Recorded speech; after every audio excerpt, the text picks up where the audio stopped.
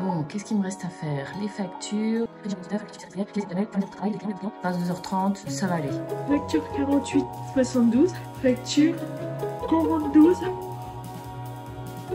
J'en peux. Ah ben justement, pour faire autre chose. Pour gagner en efficacité et en temps, déléguer, c'est en fait mieux travailler.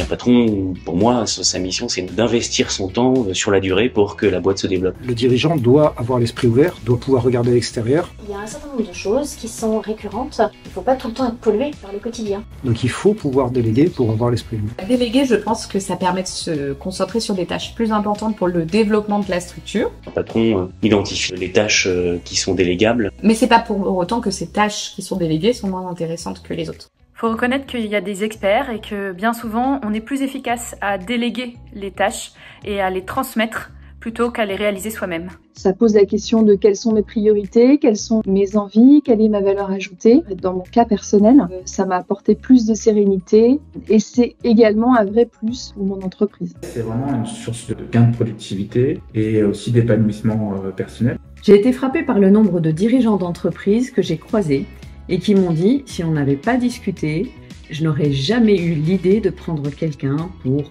déléguer mon administratif ou mes finances ou ma communication. Et ce qui me frappe, c'est de les voir me dire à quel point cela a été libérateur pour eux. Si tous les artisans, par exemple, pouvaient voir cette vidéo, si on leur disait demain, vous avez une solution de quelqu'un qui vient chez vous pour faire toute la partie administrative qui représente 50% du temps que vous passez et qui permettrait d'avoir beaucoup plus de chantiers, déjà de les réaliser en fait. Et les mecs, ça leur changerait la vie.